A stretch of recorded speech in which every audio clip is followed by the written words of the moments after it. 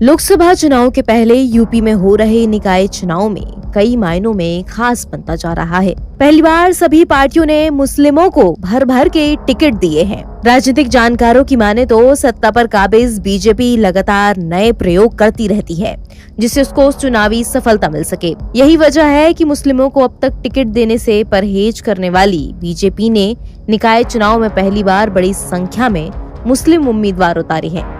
लेकिन उनका ये दाव कितना सफल होगा, ये तो नतीजे ही बताएंगे। अब देखना दिलचस्प होगा कि समाजवादी पार्टी के साथ कोर वोट बैंक के तौर पर पहचान रखने वाले मुस्लिम क्या बीजेपी को समर्थन देंगे।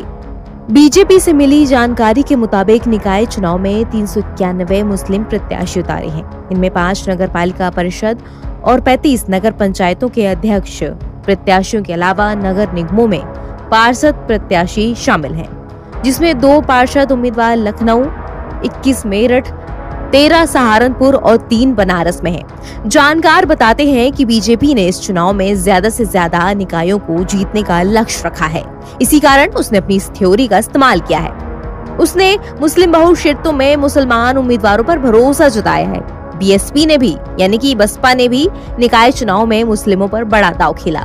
इन्होंने पहली बार 65% उम्मीदवार सिर्फ इस समुदाय से ही उतारे हैं। बीएसपी ने मेयर पद के लिए 17 में से 11 उम्मीदवार मुस्लिम उतारे हैं, जबकि समाजवादी पार्टी और कांग्रेस दोनों ही पार्टियों ने 4-4 मेयर सीटों पर मुस्लिम प्रत्याशियों पर भरोसा जताया है। राजनीतिक जानकारों की माने तो पार्टी ने जिन निकायों और वार्डों में मुस्लिम प्रत्याशी उतारे हैं, उनमें या तो वो कभी जीती नहीं या उनमें चुनाव लड़े नहीं गए। इन लोगों ने मुस्लिम उम्मीदवारों पर भरोसा जताकर अल्पसंख्यक समुदाय के बड़े वोट बैंक में सेंध लगाने का ताना बाना बुना है। साथ ही ये संदेश दिया है कि वो इनको अपने से दूर नहीं मानते हैं। बीजेपी के अल्पसंख्यक राज्य मंत्री दानिश आजाद अंसारी का कहना है कि प्रधानमंत्री मोदी और मुख्यमंत्री योगी आदित्यनाथ की विकास वाली राजनीति पर भरोसा कर मुस्लिम हमारी पार्टी से जुड़ रहा है। हमारी पार्टी ने कभी वोट बैंक की राजनीति नहीं की। देश में अगर कोई पार्टी है जो मुस्लिम्स को आगे बढ़ाना चाहती है तो वो सिर्फ बीजेपी है। हमारी पार्टी इस समाज का उत्थान चाहती है। निकाय चुनाव में बीजेपी ने बड़ी संख्या में टिकट दिया।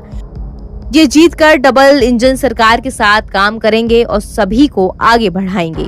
सीनियर राजनीतिक विश्लेषक रतन मणिलाल कहते हैं कि 2012 से लेकर अब तक बीजेपी ने मुस्लिम समुदाय को अपने कैंपेन से दूर रखा, लेकिन पिछले 2-3 सालों में धीरे धीरे आरएसएस और बीजेपी की तरफ से इनके प्रति सॉफ्ट कॉर्नर दिख रहा है। बीजेपी के अंदर ये धारणा बनी है कि अब इनको हम अलग नहीं रख सकते, अब उन्हें साथ लेकर चल रहे हैं। इसकी शुरुआत पसमानदा से हुई है, इसके बाद दूसरे वर्ग को भी जोड़ेंगे, जिसका सबूत 2024 में देखने को मिलेगा। पॉलिटिकल एक्सपर्ट्स और मुस्लिम सियासत के जानकारों का कहना है कि लोकतंत्र में सभी पार्टी चाहती है कि उसे हर वर्ग का वोट मिले, इसलिए बीजेपी ने कदम उठाया है। बीजेपी ने पसमानदा मुस्लिम को ध्यान में रखकर टिकट बांटे हैं। दरअसल निकाय चुनाव के माध्यम से वो लोकसभा के पहले टेस्ट करना चाहती है। बीजेपी का कुछ फीसद वोट बढ़ेगा, इस समुदाय को खुश करने का प्रयास कर रही है। ये लोग कई जगह वोट काटेंगे।